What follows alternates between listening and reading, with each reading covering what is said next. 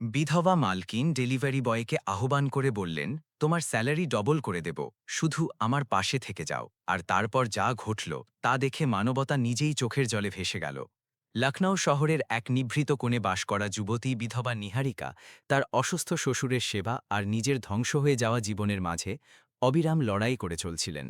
লখনৌ শহর বাইরে থেকে যতটা উজ্জ্বল, প্রাণবন্ত আর ছুটন্ত মনে হতো, কিছু ঘরের গভীরে ততটাই নিঃশব্দ অন্ধকার আর শূন্যতা ছড়িয়ে থাকত।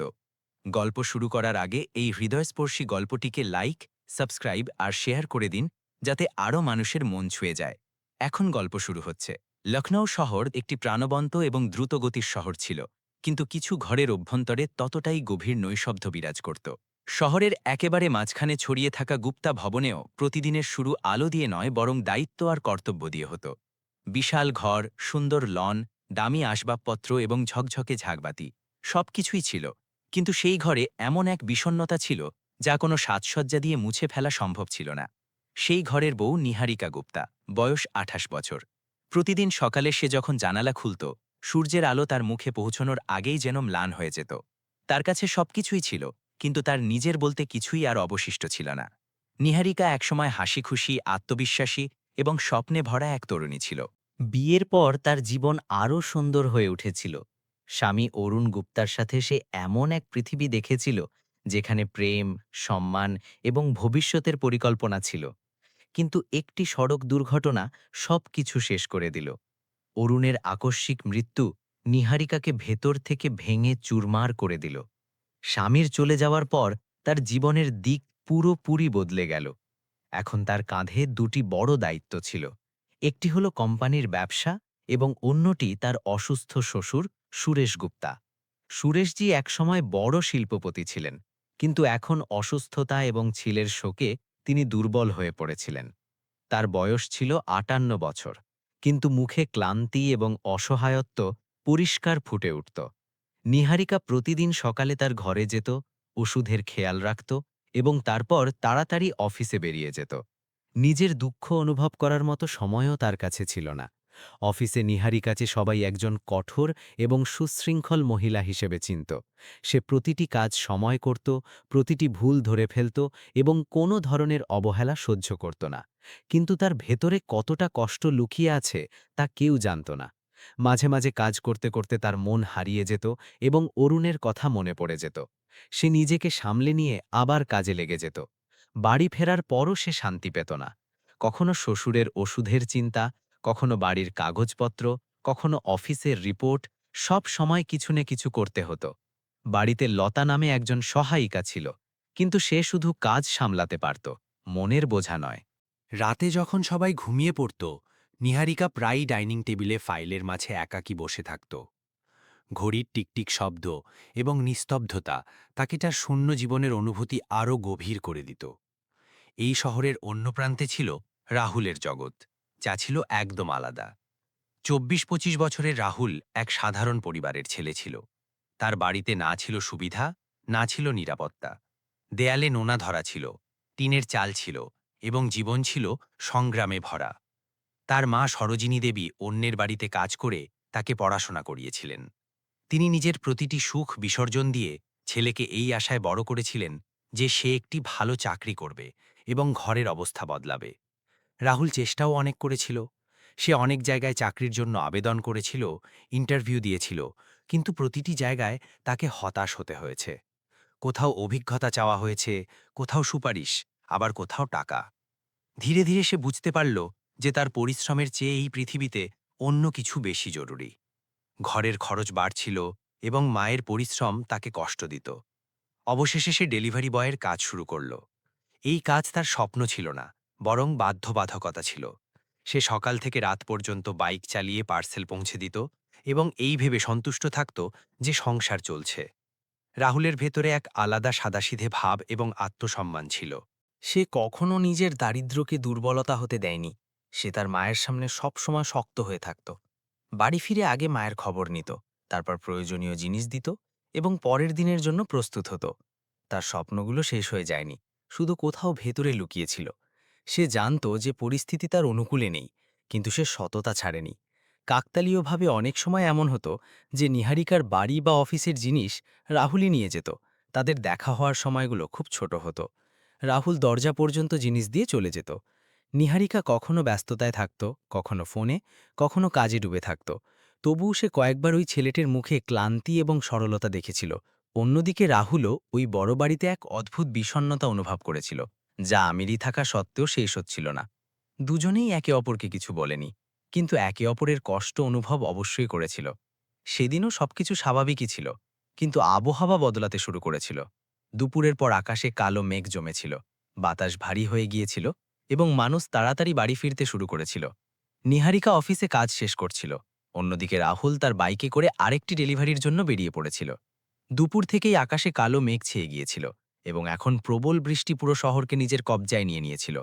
রাস্তায় জল বইতে শুরু করেছিল, দোকানপাট তাড়াতাড়ি বন্ধ হয়ে যাচ্ছিল এবং মানুষ বৃষ্টির হাত থেকে বাঁচতে এদিক ওদিক আশ্রয় নিচ্ছিল।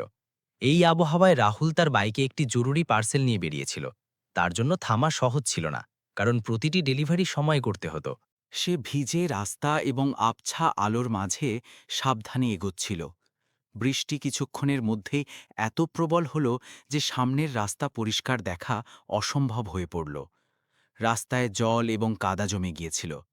বাইক চালাতে চালাতে রাহুল পুরোপুরি চেষ্টা করছিল ভারসাম্য বজায় রাখতে, কিন্তু পরিস্থিতি তার নিয়ন্ত্রণের বাইরে চলে যাচ্ছিল। সে দ্রুত কাজ শেষ করে বাড়ি পৌঁছতে চেয়েছিল। শহরের বাইরের এক মোড়ে তার বাইকের ভারসাম্য হঠাৎ বিগড়ে গেল। ভেজা রাস্তায় টায়ার পিছলে গেল এবং এক ঝটকায় সে রাস্তায় আছড়ে পড়ল। পড়ার সাথে সাথেই তার কাঁধ এবং হাঁটু জোরে মাটিতে ধাক্কা খেল এবং কপালেও চোট লাগল। কিছু মুহূর্তের জন্য তার শ্বাস আটকে গেল। বাইক দূরে গিয়ে পড়ল এবং বৃষ্টি অনবরত তার ওপর পড়তে থাকল। সে ওঠার চেষ্টা করছিল, কিন্তু ব্যথা তার শরীরকে আষ্টেপৃষ্টে ধরেছিল। আশেপাশ দিয়ে কিছু গাড়ি চলে গেল, মানুষ দেখল, কিন্তু কেউ থেমে সাহায্য করতে রাজি হল না। সে রাস্তায় একা পড়েছিল এবং তার অবস্থা দ্রুত খারাপ হচ্ছিল। ঠিক সেই সময় নিহারিকা তার অফিস থেকে বাড়ি ফিরছিল। সারাদিনের কাজ এবং মানসিক ক্লান্তির পর সে কারে চুপচাপ বসেছিল। বাইরে পড়তে থাকা বৃষ্টি সে দেখছিল ঠিকই, কিন্তু তার মন অন্য কোথাও হারিয়েছিল। বাড়ি পৌঁছে আবার সেই একই দায়িত্ব তার জন্য অপেক্ষা করছিল। যেমনই তার কার ওই মোড়ের কাছে পৌঁছাল, হেডলাইটের আলোয় রাস্তার ধারে পড়ে থাকা বাইক এবং পাশে শুয়ে থাকা এক যুবককে দেখা গেল। নিহারিকা সাথে সাথে কার থামাল। বৃষ্টি প্রবল ছিল, কিন্তু সে না ভেবেই কার থেকে নেমে পড়ল। যখন সে কাছে পৌঁছাল এবং ওই যুবকের মুখ দেখল, সে চমকে উঠল। সে ছিল রাহুল, সেই ছেলেটি যে বহুবার তার বাড়ি জিনিস দিতে এসেছে। তাকে ওই অবস্থায় দেখে নিহারিকার মন ব্যাকুল হয়ে উঠল। সে এক মুহূর্তও দেরি করল না। ড্রাইভার রবির সাহায্যে সে রাহুলকে সামলাল এবং কারে বসাল। তার শরীর ভিজে গিয়েছিল, মুখে ব্যথা পরিষ্কার দেখা যাচ্ছিল এবং সে আচ্ছন্ন অবস্থায় ছিল। নিহারিকার ভেতরে এক অদ্ভুত উদ্বেগ জেগে উঠল। এটি কেবল মানবতা ছিল না, বরং একটি গভীর সমবেদনা ছিল, যা দীর্ঘ সময় পর তার ভেতরে আবার জেগে উঠেছিল।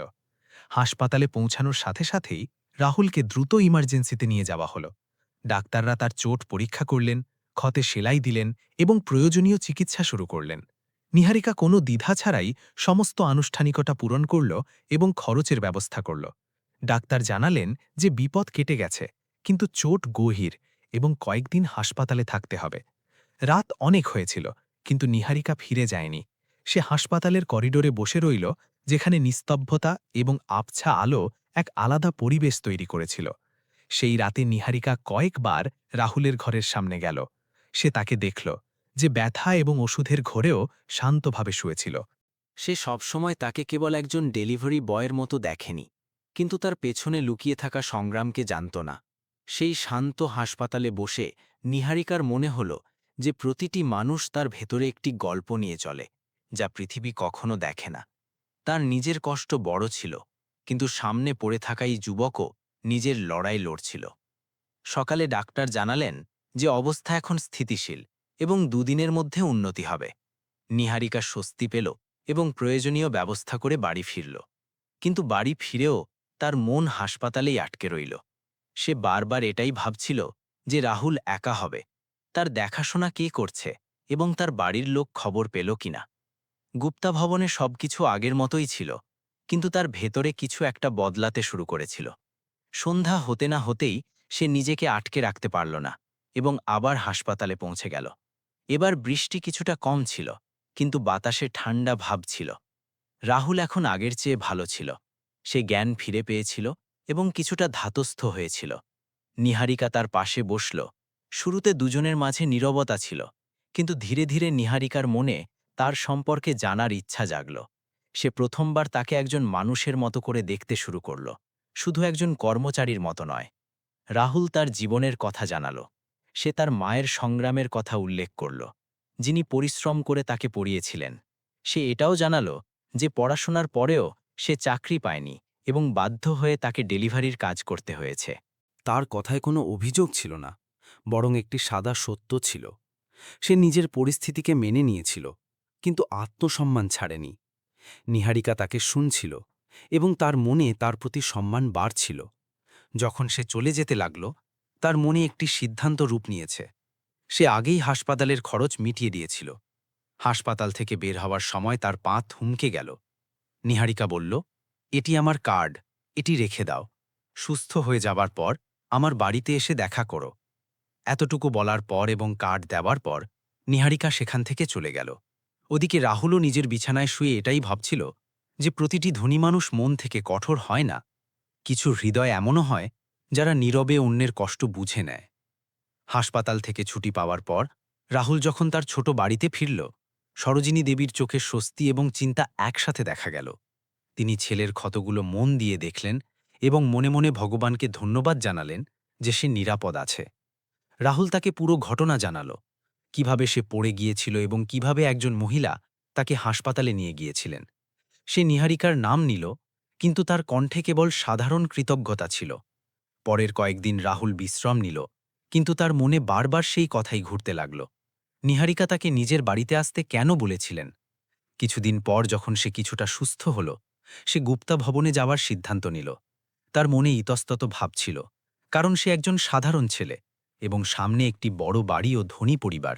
তবুও সে সাধারণ পোশাকে, বড় গেট এবং সাজানো চত্বর দেখে তার পা কিছুটা ধীর হয়ে গেল।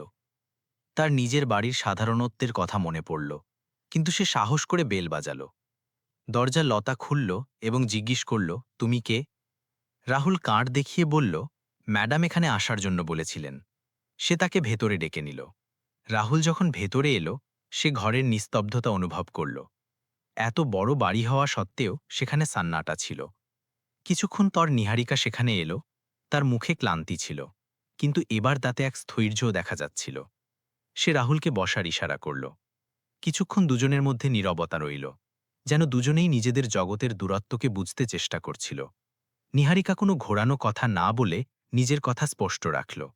সে জানালো যে তার বাড়িতে এমন একজনের প্রয়োজন যাকে সে ভরসা করতে পারে। সে এটাও বলল যে এটি কেবল একটি চাকরি হবে না, বরং একটি দায়িত্ব হবে।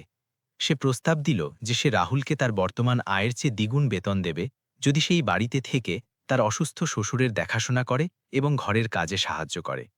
রাহুলের জন্য এই প্রস্তাব ছিল অপ্রত্যাশিত। সে কখনো ভাবেনি যে সে এমন সুযোগ পাবে। তার মনে অনেক প্রশ্ন উঠল। তাকে নিজের মর্যাদা এবং সমাজের চিন্তার ভয় ছিল। সে চাইত না যে কোনো ধরনের ভুল পরিস্থিতি তৈরি হোক। সে তার মায়ের সংস্কারের কথা মনে করল এবং কিছুক্ষণ ভাবল। অন্যদিকে নিহারিকা তার ওপর কোনো চাপ দিল না। সে কেবল এটাই প্রকাশ করল যে তার একজন বিশ্বস্ত মানুষ চাই, কোনো চাকর নয়। অবশেষে রাহুল এই প্রস্তাব গ্রহণ করল। তার সিদ্ধান্তে কেবল টাকার লোভ ছিল না, বরং এই বিশ্বাসও ছিল যে সে একটি সঠিক সুযোগ পেয়েছে। সে জানত যে এই দায়িত্ব সহজ হবে না, কিন্তু সে এটি সততার সাথে পালন করতে চেয়েছিল। এইভাবে সে গুপ্তা ভবনের অংশ হয়ে গেল।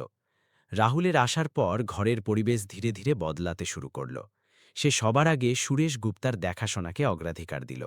সে সময়ে ওষুধ দিত, ডাক্তারের পরামর্শ অনুযায়ী তার খেয়াল রাখত এবং তার সাথে সময় কাটাত। তার কাজ করার পদ্ধতিতে কোনো কৃত্রিমতা ছিল না। সে প্রতিটি কাজ মন থেকে করত। সুরেশজি শুরুতে তাকে কেবল একজন কর্মচারীর মতো দেখেছিলেন, কিন্তু ধীরে ধীরে তিনি অনুভব করলেন যে এই ছেলেটি সেবা করছে, কেবল কাজ নয়। রাহুল ঘরের অন্যান্য ছোটখাটো কাজও সামলে নিল। কখনো সে বাজারে যেত, কখনো ওষুধ আনত, কখনো ঘরের ছোটখাটো সমস্যা ঠিক করত।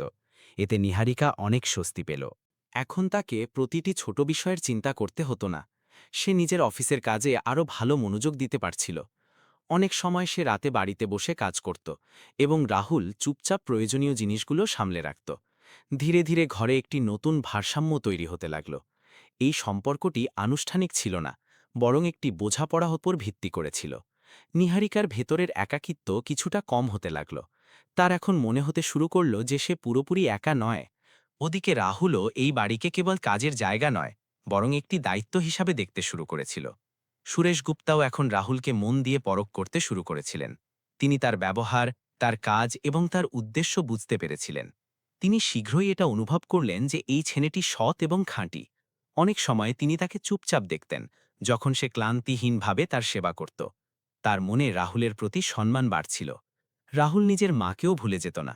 সে মাঝে মধ্যে তার সাথে দেখা করতে যেত এবং তার প্রয়োজনীয় জিনিসের খেয়াল রাখত। সরোজিনী দেবী এটা দেখে সন্তুষ্ট হতেন যে তার ছেলে একটি সঠিক পথে আছে। তার সমাজের চিন্তা অবশ্যই ছিল, কিন্তু নিজের ছেলের সংস্কারের উপর তার ভরসা ছিল। নিহালিকা এবং রাহুলের মধ্যে খুব বেশি কথাবার্তা হতো না, কিন্তু তাদের মধ্যে একটি গভীর বোঝাপড়া তৈরি হয়ে গিয়েছিল। এই বোঝাপড়া কথা দিয়ে নয়, বরং ব্যবহার দিয়ে তৈরি হয়েছিল। নিহারিকা এখন তাকে কেবল একজন কর্মচারী মনে করত না, বরং একজন বিশ্বস্ত সাহারা বা আশ্রয় মনে করতে শুরু করেছিল। ওদিকে রাহুলও নিহারিকার কষ্ট বুঝতে শুরু করেছিল এবং তার প্রতি সম্মান অনুভব করত। সময় ধীরে ধীরে এগিয়ে যাচ্ছিল এবং ঘরের জীবন স্বাভাবিক হতে শুরু করেছিল। এমন মনে হতে শুরু করেছিল যে এই ঘরে আবার প্রাণ ফিরে এসেছে। কিন্তু এই শান্তি বেশি সময় স্থায়ী হওয়ার ছিল না। সেই রাতেও ঘর শান্ত ছিল। নিহারিকা নিজের ঘরে ফাইলের মাঝে ডুবেছিল। লতা নিজের কাজ সেরে ফেলেছিল এবং সুরেশজি বিশ্রাম নিচ্ছিলেন। রাহুল সব সময়ের মতো তাকে ওষুধ দিয়ে এটা নিশ্চিত করেছিল যে সব ঠিক আছে। কিন্তু মাঝরাতের পর হঠাৎ পরিস্থিতি বদলে গেল। সুরেশজির শ্বাস দ্রুত হতে লাগল এবং তার মুখে অস্বস্তি পরিষ্কার দেখা যেতে লাগল। রাহুল সাথে সাথে তার ঘরে পৌঁছাল। সে এক নজরেই বুঝতে পারল যে এটি সাধারণ দুর্বলতা নয়, বরং গুরুতর পরিস্থিতি। সে সাথে সাথে নিহারিকাকে ডাকল।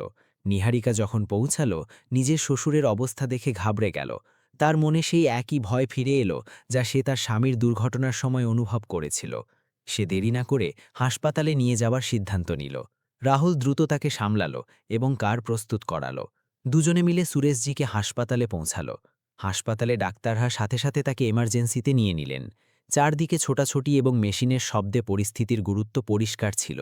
নিহারিকা বাইরে দাঁড়িয়েছিল এবং তার মন ভয়ে ভরা ছিল। তার বারবার এটাই মনে হচ্ছিল যে সে এখন আর কাউকে হারাতে পারবে না।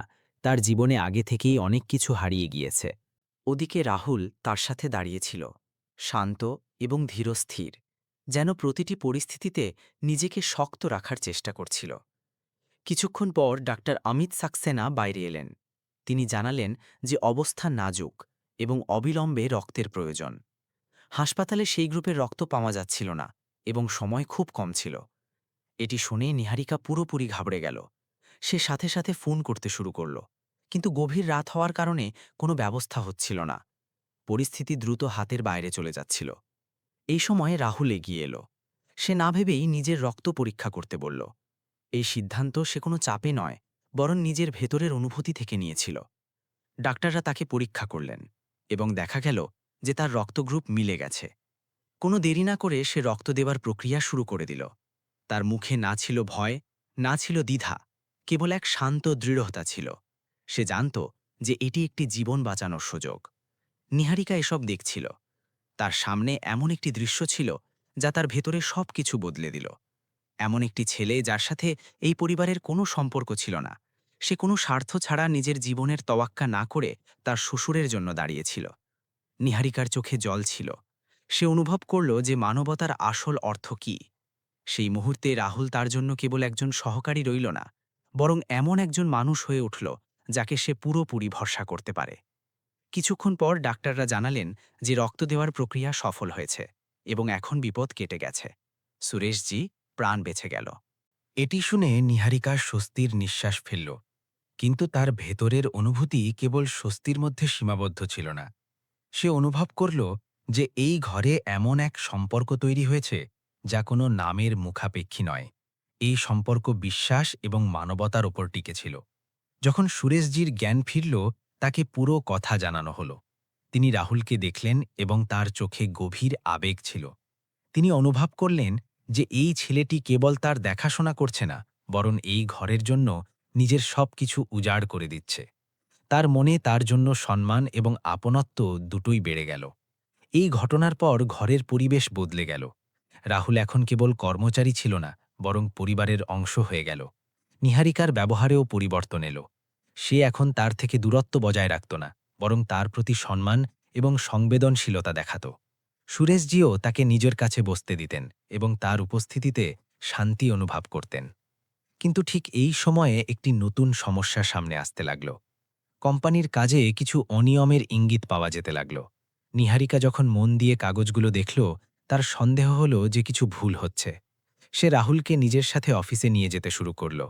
রাহুল বিষয়গুলো মন দিয়ে বুঝল এবং ধীরে ধীরে সে জানতে পারল যে ম্যানেজার বিকাশ শর্মা অনিয়ম করছে। নীলার সাহায্যে কিছু প্রমাণ সামনে এলো, যা থেকে পরিষ্কার হয়ে গেল যে কোম্পানির টাকায় তছরূপ হচ্ছে। নিহারিকা এটি জানতে পেরে বড় ধাক্কা খেল, কিন্তু সে এটাও অনুভব করল যে রাহুল আবার তাকে সাহায্য করেছে। সে কেবল ঘর নয়, বরং তার কাজ সামলানোর ক্ষেত্রেও পাশে দাঁড়িয়েছিল।